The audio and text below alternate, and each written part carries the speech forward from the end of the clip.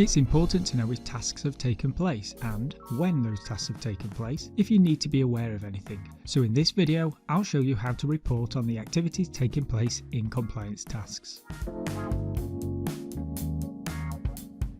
The easiest and most automatic way of managing your compliance tasks is to set up reactive task profiles and email alerts in the alarm section of your compliance tasks and compliance task forms.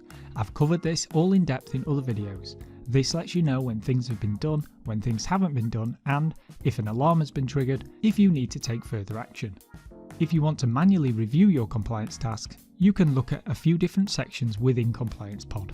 In compliance tasks, to review, you'll see all compliance tasks that have triggered an alarm. In this compliance task form, Sandra triggered an alarm when she answered no to the question, was the evacuation carried out? If you want a more general view, you can go to Compliance Tasks, Recent Submissions. Here you'll see the 20 most recent submissions. If I click on this Legionella temperature test, I can review the temperatures. However, because I've set alarms for those temperatures, I know that unless I get an alert, everything is okay. In Compliance Tasks, Manage, Task Reports, I can view reports and create new ones. As an example, this report shows me all the results from the Caretaker Daily Check in September 2020. As you can see, it's formatted nicely so I can get the information that I need. The columns can be sorted, I can export this report to CSV, Excel, PDF, or I can print it.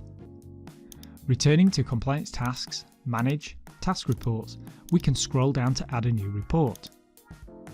First of all, name your report. Mine will be looking at the emergency lighting tests.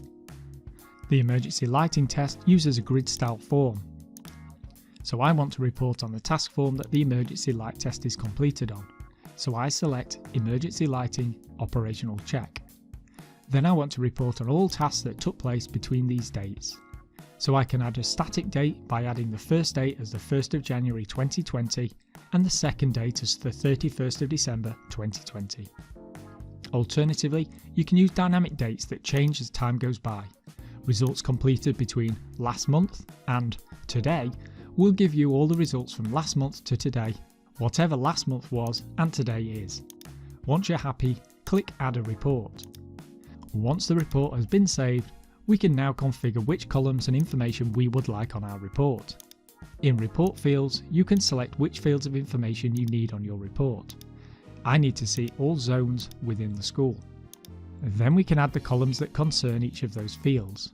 In this case, I want to see whether each one passed or failed. So we just select them from here.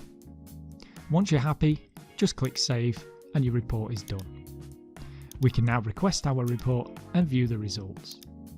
If you wanted to, you could also add conditions to your report.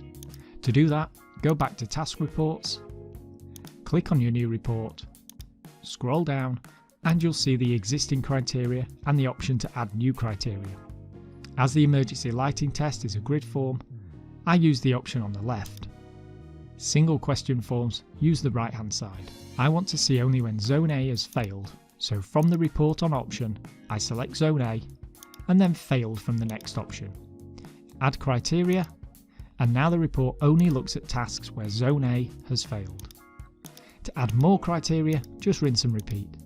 Criteria is certainly useful, but the option to export to Excel also gives you ultimate flexibility. Thank you very much for watching.